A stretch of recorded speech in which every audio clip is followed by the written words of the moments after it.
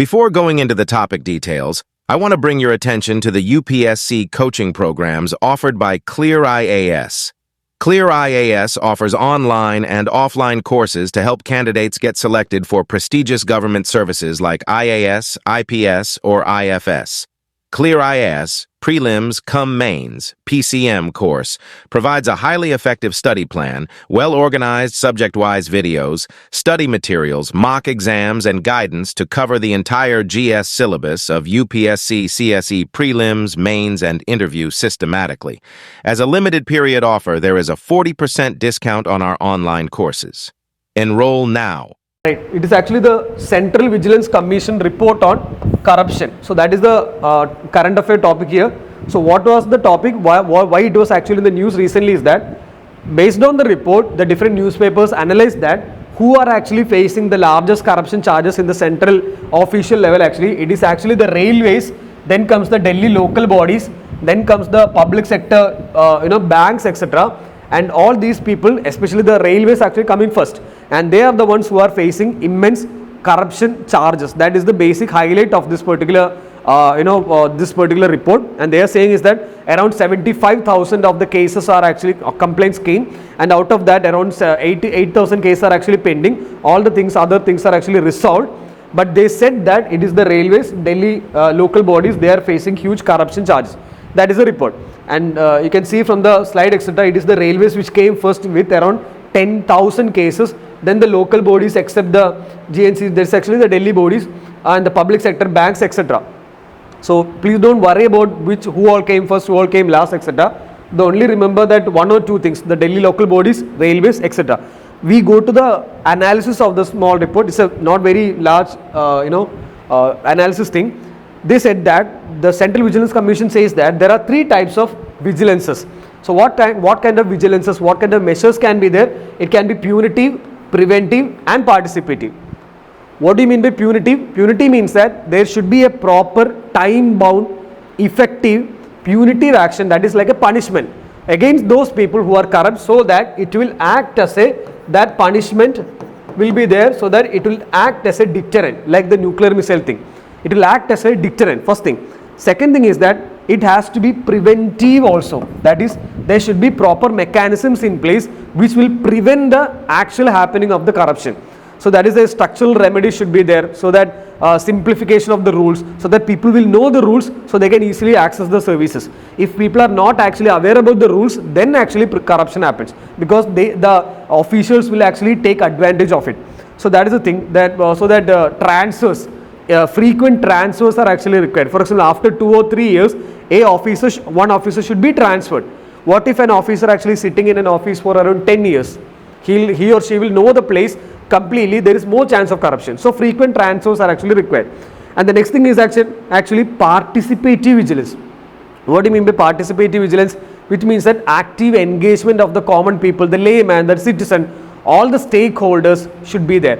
Then only everyone will be aware of what is actually happening, aware about the corruption things, etc. And there is also something like the Vigilance Corruption Week is actually implemented, so that proper awareness campaigns can be there. So all these things are actually being mentioned in the report. Now let me also bring your focus on the Central Vigilance Commission. I'll just be very brief. So it is actually a statutory commission. It was not a statutory commission when it was established. So it was established after the Santhanam Committee report in 1963. So after 1963 Santhanam Committee report recommendations, it was established in 1964 as a resolution. So which means that it was a non-statutory body. So then in 1998 an ordinance came, and in that ordinance it became a statutory body, and finally it was an ordinance only, right? So finally in the 2003 the Central Vigilance Commission Act came, and then it became a statutory body. That is the point. That is the brief history of Central Vigilance Commission. Now how many members are there? There are 3 members of the commission. Who are the 3 members? There is a Central Vigilance Commission plus 2 vigilance commissioners are also there. So there are 3 members on the Central Vigilance Commission. And who is appointing the vigilance commissioners, etc.? It is the president who appoints the Central Vigilance Commission and the 2 vigilance commissioners.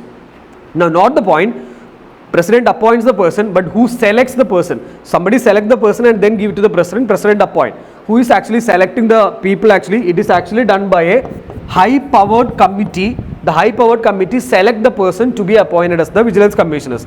Who all are included in this high powered committee? The Prime Minister is there, the Home Minister is there, and then leader of opposition of Lok Sabha. So just know that the Prime Minister will be there, the Home Minister will be there, and then the leader of opposition, the current Rahul Gandhi, he also will be there, and these three people is called the high powered committee. They select a person, give the name to the president, president appoint the person. That is the thing. Now the next thing is that what is the role of the particular vigilance commissioners? So the normal logic is that they actually administer, or the vigilance administration, all the things of the central ministries, because this is a central vigilance commission of the central ministries, focus the departments, etc., and they conduct all the preliminary inquiries, all the complaints referred by the Lokpal, etc. So all the preliminary inquiries, all the basic vigilance administration is actually done by the CVC. Plus they also have the overseeing ability on CBI. Whenever there is CBI is actually doing an investigation on corruption charges, then also the CVC actually has an overseeing capacity.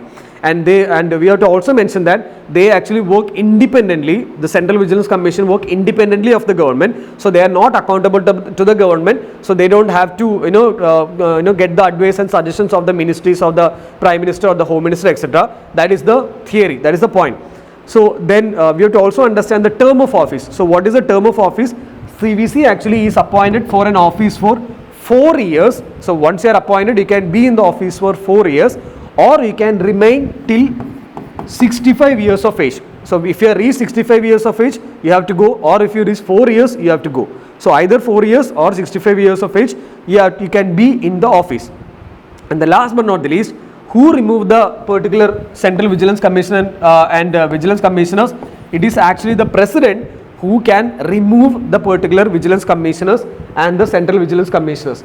And my last slide will be on the particular thing of the removal procedures. And please don't worry about the large content, etc. and all. Just know that what are the grounds on which this can be, on the person CVC can be taken down. The first point is if there is a proper misbehavior. But if there is a proper misbehavior accusation is there, Supreme Court has to intervene and Supreme Court inquiry will be done. And if the Supreme Court says yes, there is actually misbehavior, then okay, President can actually remove. That is the point. Supreme Court has to be there. Then proved misbehavior or incapacity after the Supreme Court's inquiry, then he can also resign by writing to the President. President can remove. So if I am a CVC, if I want to resign, I will just give the resignation letter to the President itself, not the Prime Minister. And then if the person is actually adjudged or decided as an insolvent, that is like a pauper, like there is no proper money, etc., that means then the person can be insolvent. Then if the person is convicted of an offence in which the opinion of the central government involves moral turpitude, that is immoral things, etc., unethical things, if the person is convicted of such things, yes, he can be taken down. And engages during his term of office in any paid employment outside the duties of office. That is, while being the CVC, if I am actually working for somebody else, yes, I can be terminated. In the opinion of the President, so it's the President's opinion, unfit to continue in the office. What is the reason? Infirmity of mind or body. If my mind is not working properly, if my body is actually not working properly for the requirement of the office, then yes, if the President feels so, I can be taken down.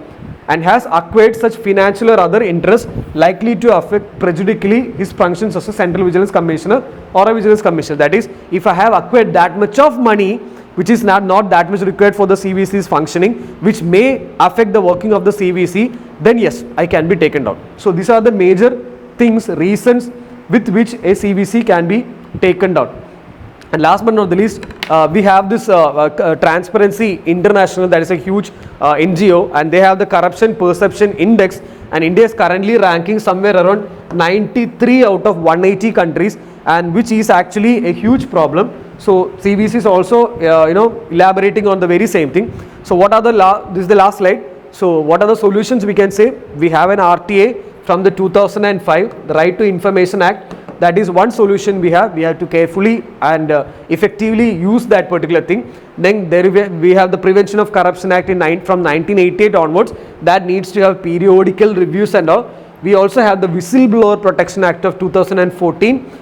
You know what a whistleblower is, that if I find something corruption, I as a citizen can do the whistle. That is, I have to raise the point. So that is a whistleblower. But then proper protection has to be there for the whistleblower. Then the next thing is that GEM, that is Government E-Marketplace. Government E-Marketplace, it is a mechanism through which government actually procures raw materials and other equipments so that everything is actually transparent. And last but not the least, the e-governance portal is there, through which actually a lot of different, like passport, lot of different services can be accessed of the government, so that the intermediate government service individuals will be avoided. We can deal directly with the government through the digital ways.